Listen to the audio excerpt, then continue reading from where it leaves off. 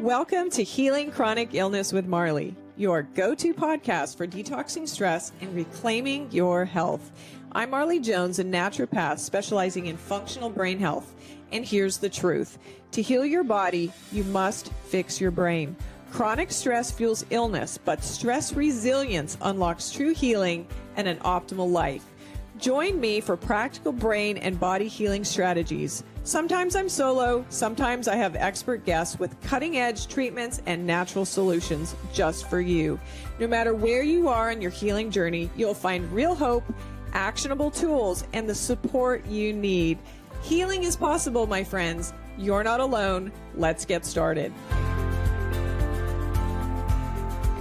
Hey friends, welcome back to the podcast and greetings to any new listeners. Thank you so much for joining Healing Chronic Illness with Marley, where we learn how to detox stress and build stress resilience. Today, I want to talk about something that has profound implications, not only for your brain health, but for your healing journey, your relationships, your faith, your career, and ultimately the person that you become. And the message is simple, and this is it.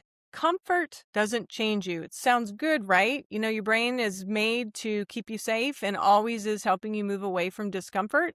But this is where I want you to be intentional and focus on your brain health. Because comfort sounds good in the moment, but it doesn't change you because it doesn't challenge you. And when we are challenged, our brain can learn and rewire. Now, before you tune out and think this is just another motivational talk about pushing harder, grinding more, that's not what I want to talk about today.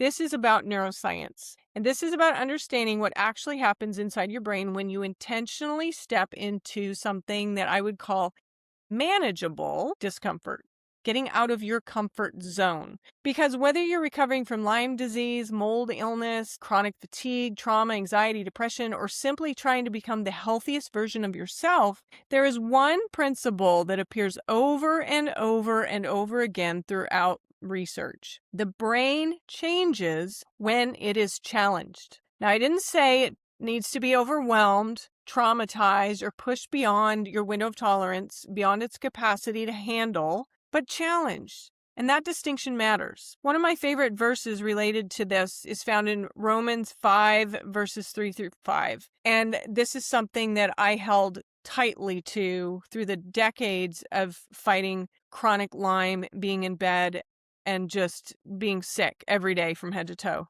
It says that we also glory in our sufferings because we know that suffering produces perseverance, character, and character hope. This is Paul speaking. He isn't saying suffering is enjoyable. He isn't saying suffering can become productive. And the challenge of the suffering is not the goal here. The transformation that occurs because of the challenge is the goal. Does that make sense? Because, you know, in this world, we're going to have trials and tribulations, but Jesus says, take heart, for I have overcome the world. The challenge is not the goal. The transformation that occurs because of the challenge is the goal. Thousands of years before neuroscience existed, Scripture was describing what researchers are now documenting in laboratories around the world. And it's this: difficulty can reshape us. Why is it that comfort makes small problems feel bigger? Think about that for a moment. I know for me, being sick for so many years and being stuck in fight or flight, my world got really small because I did everything I could to find stress relief or relieve stress.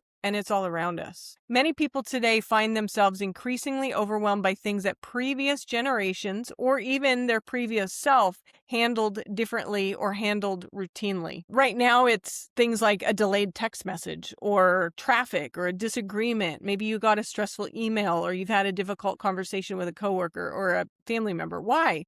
Well, part of the answer may be that our brains adapt to whatever environment we repeatedly expose them to, right? If life becomes increasingly comfortable, our nervous system becomes less practiced at handling stress. Research in psychology calls this the stress inoculation effect. Much like a vaccine exposes the body to what they try to do, a manageable challenge, small doses of difficulty, I'd rather say allergy shots. Let's do that instead. Small doses of difficulty can help build resilience for larger challenges later because you're using that muscle, right? And you want repetitive added weight over time so that the strength gets stronger, right? When we avoid all discomfort, our threshold for stress can actually shrink. Suddenly, tiny problems feel enormous. Here's reason number 1 for that, because challenge creates new neural pathways.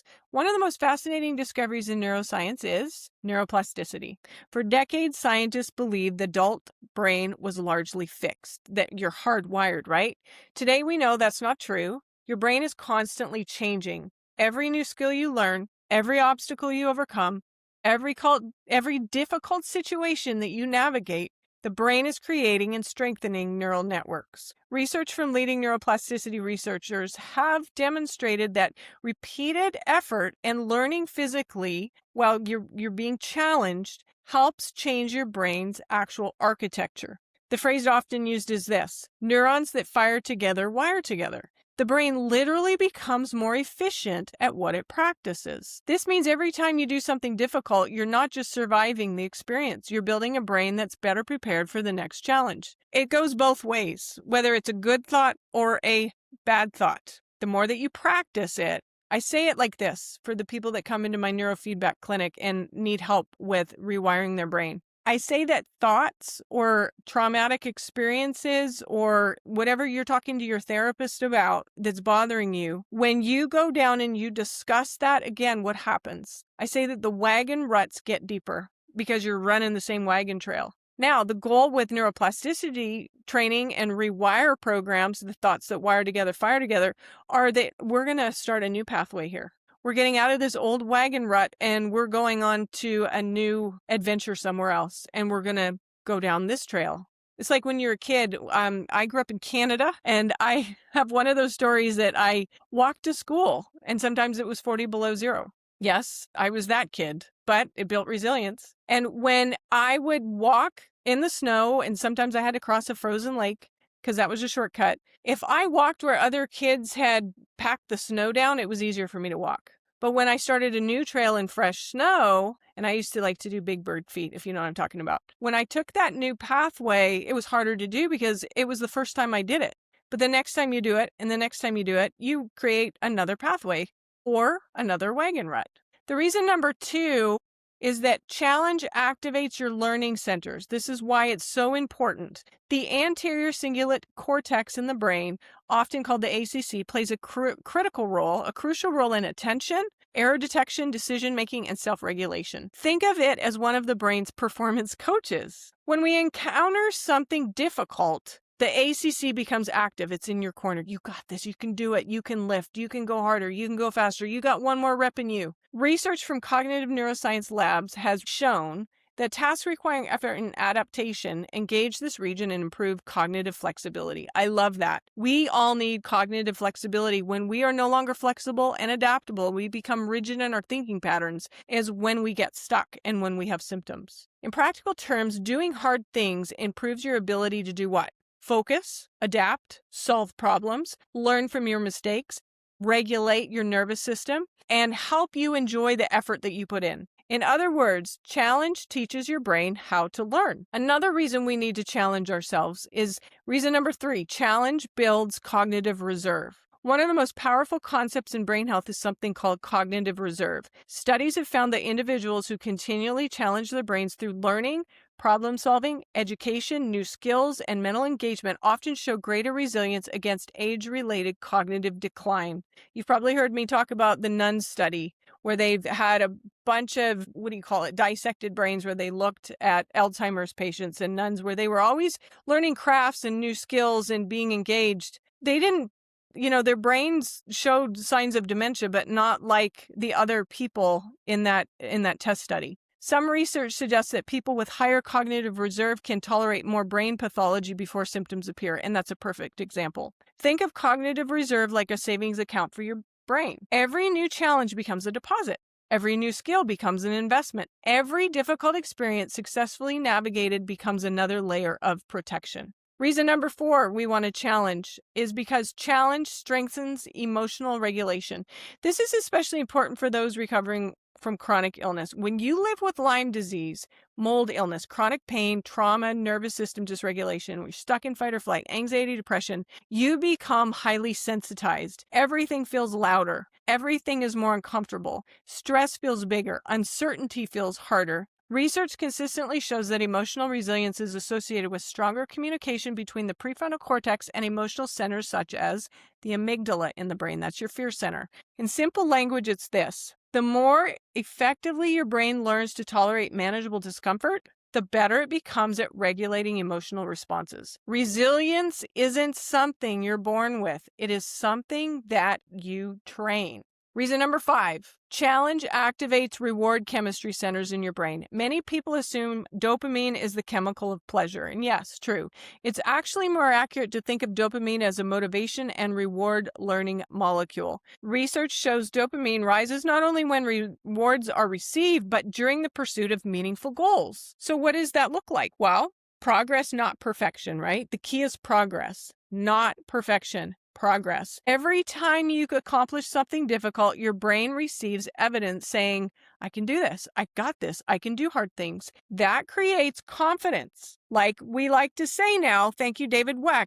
He prefers to call the nervous system the confidence system. Not the confidence that comes from affirmation, the confidence that comes from evidence. Reason number 6 to challenge yourself is challenge stimulates brain growth. One of the most exciting discoveries in neuroscience involves brain-derived neurotrophic factor, or BDNF.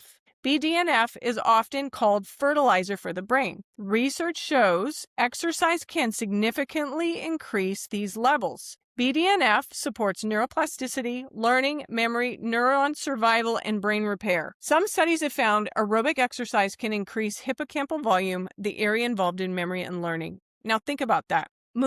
Movement isn't just helping your body, it is also helping your brain physically grow and adapt. This is one reason I have to encourage clients dealing with chronic illness to find an appropriate level of physical challenge and exercise. Keep moving. Not because we're trying to exhaust the body, but because we're trying to signal adaptation and build resilience. Here's reason number 7. I'm going to give you a bunch. Challenge shapes identity. This may be the most important point of all. Every challenge you overcome changes the story that you tell yourself. The brain continuously updates its prediction of who you are. If your repeated experience becomes, I'm fragile, I'm broken, I'm sick, I can't, then your brain begins organizing around that identity. But every time you do something difficult, a different message gets recorded. I showed up. I handled it. I did hard things. I was scared and I did it anyway. I survived. I adapted. Over time, your identity shifts. Now, if you need help with this, read Atomic Habits. It's such a great book. You stop seeing yourself as someone waiting to be rescued. You become that thing. You begin seeing yourself as someone capable of growth. A powerful example of this, the GOAT, Michael Jordan. One of the greatest examples is his mindset. Most people know about the championships. Few remember he was cut from his varsity basketball team as a teenager. Michael said, I failed over and over and over again in my life, and that is why I succeed. His greatness wasn't built through comfort. It was built through repeated exposure to challenge, failure, adaptation, and persistence. He persevered. His brain learned that obstacles were not signals to quit. They were opportunities to improve. That is neuroplasticity in action. This is where I want to bring this home and dial in and know that I'm talking directly to you. Many listeners of this podcast are navigating Lyme disease, mold toxicity, MCAS, chronic fatigue, fibromyalgia, autoimmune problems, and trauma. The goal is not to force yourself into overwhelming stress. You can't, and I don't recommend it because it'll backfire. And you probably go from anxiety to panic. And we don't want that. It costs the body too much energy. The goal instead is to do a strategic challenge. For some people, that might be a 5-minute walk if you don't leave your house very much, or having that difficult conversation to clear the air. Maybe you need to learn a new skill, taking a cold rinse at the end of a shower. I know this sounds crazy, but even that builds resilience. Because it's a little bit uncomfortable, right? Not to the point of overwhelm. I'm not telling you to get into a 36-degree cold plunge. I'm just telling you to turn the water cooler at the end of your shower. You can handle that and then build from there. Practicing breath work is another good one. Setting a healthy boundary with people that you work with, live with, your neighbors. Maybe you need to go back to church for a while. especially if you're going through a difficult season and you need that support. Taking one step toward a dream that you've postponed.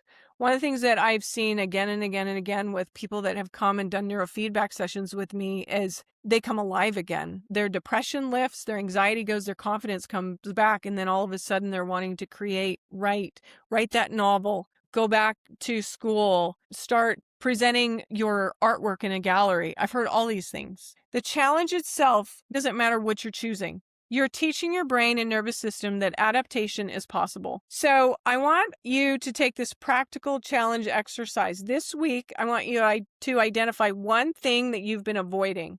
Don't make it something impossible, but something that is uncomfortable. Then commit to doing it. Maybe it's having that one conversation. Maybe it's just having one workout. Maybe it's establishing one boundary or learning one new skill, one little act of courage. Then ask yourself, what kind of person am I becoming because I did that?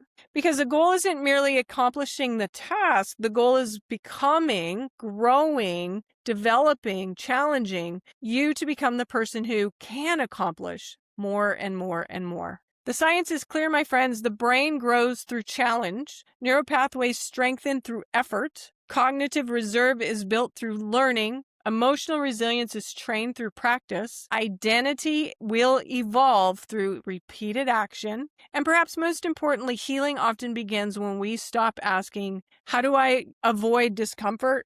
How do I avoid stress? And start asking, how can I grow through it? How can I get good at stress? Remember, comfort may feel good in the moment, but challenge is where transformation lives, and that's where you shine. And every difficult thing you face today may be preparing your brain, your nervous system, or your confidence system, and your character for the life you were created to live. Until next time, my friends, keep pursuing healing, keep pursuing personal growth, and never underestimate the incredible ability of your brain to adapt, rewire, and thrive. Because I want more than anything for you to go from recovery to resilience and peak performance so that you can enjoy your life, live your bucket list, and pay it forward to helping other people. God bless you. Until next time, take care.